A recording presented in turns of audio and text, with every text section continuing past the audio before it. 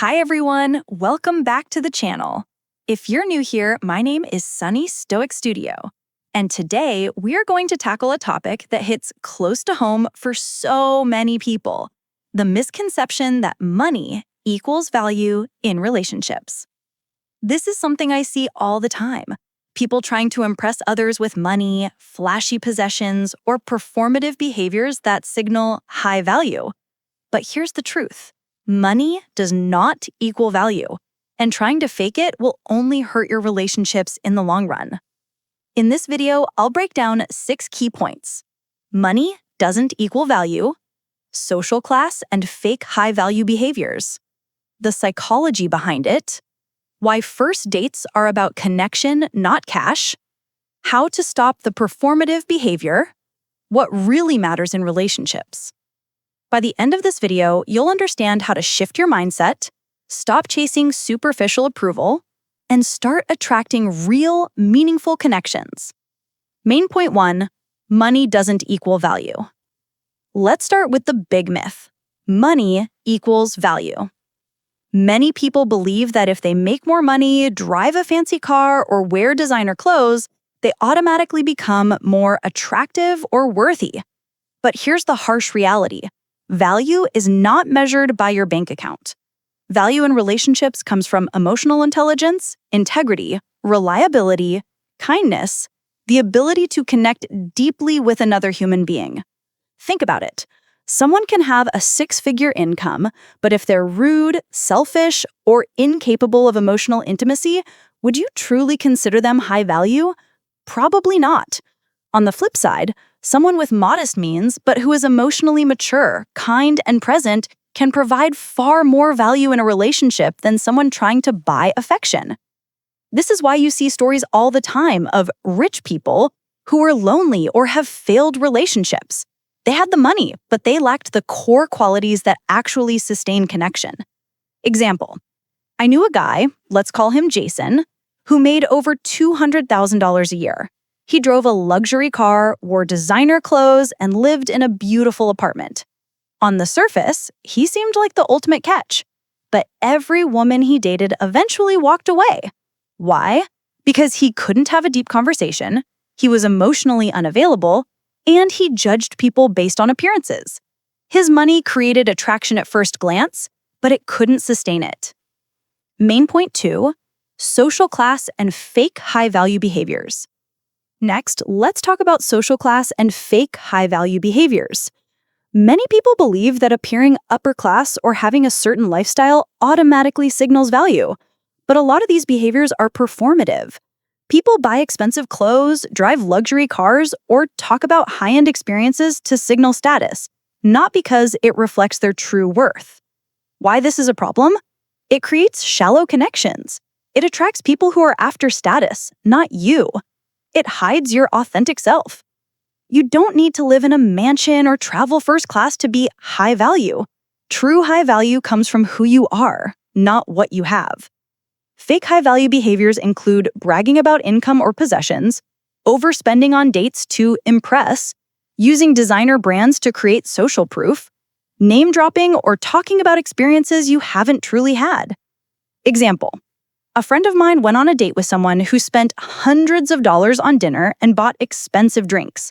On paper, he seemed impressive, but when the conversation turned to vulnerability, empathy, or real-life struggles, he froze. He was all performance, no substance. Takeaway.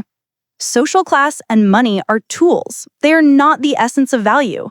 Trying to fake high-value behaviors only attracts people who value the wrong things. Main point 3, the psychology behind it. Why do people equate money with value? This goes deep into human psychology. Status signaling. Evolutionarily, humans have always looked for partners who could provide stability and resources. Money is the modern equivalent of this, but it's often misunderstood. People mistake providing resources with being inherently valuable. Scarcity mindset. Some people fear they won't be seen as worthy unless they have material signs of success. This creates performative behaviors and insecurity. Society and media influence.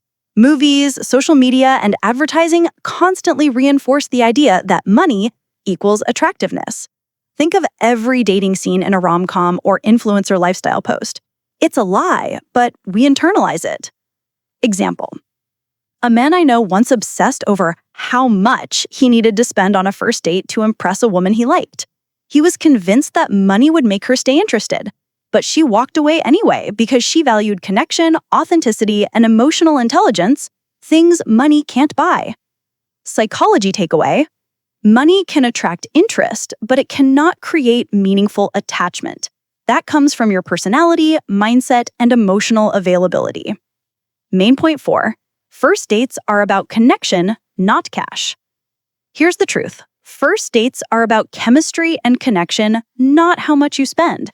If you show up with the mindset that money will impress someone, you're missing the point entirely. A meaningful first date is built on conversation, shared humor, emotional resonance, active listening, and authenticity. Tips for connecting on a first date without spending a fortune? Pick a simple but thoughtful location. Focus on curiosity, not impressing. Ask questions that reveal values and personality. Share stories that show depth, not status. Example. I once went on a coffee date with someone who had a modest lifestyle, but incredible conversational skills. We laughed, connected deeply, and talked for hours. Compare that to another date where someone spent $500 on dinner, but was distracted by his phone and obsessed with appearances. Which date was truly memorable? The connection wins. Main point 5. Stop the performative behavior. Now, here's the challenge. Stop performing. Stop faking wealth, sophistication, or status to impress someone else. Performative behaviors are toxic because they create anxiety, they attract the wrong people, they prevent authentic intimacy.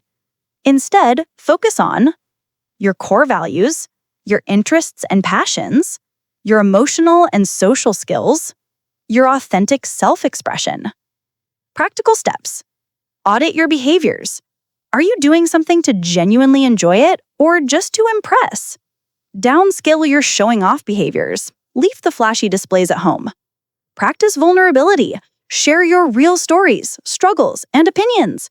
Surround yourself with people who value you for you, not your money.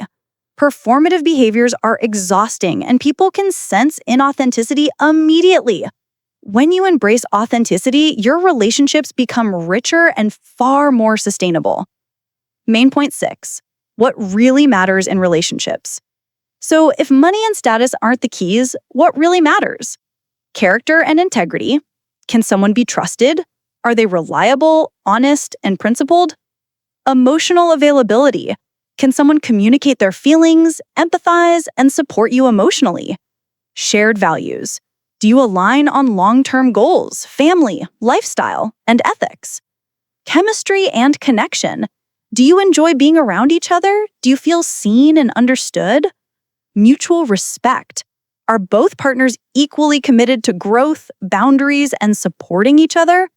Example. I've seen couples where one partner earns significantly less than the other, but has a deeper emotional connection, shared values, and mutual respect. These couples often thrive far more than those focused solely on money, status, or appearances.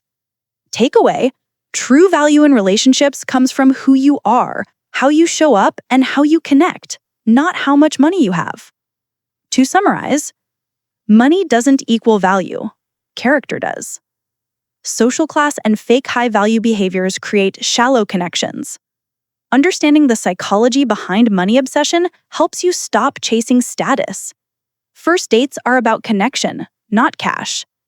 Stop the performative behavior and focus on authenticity. What truly matters is character, emotional intelligence, values, chemistry, and respect. If you internalize these lessons, you'll start to notice a huge difference in your relationships. You'll attract people who are genuinely aligned with you, and you'll stop wasting time trying to impress the wrong crowd. Remember, your worth is not measured by your wallet. Your value is measured by who you are.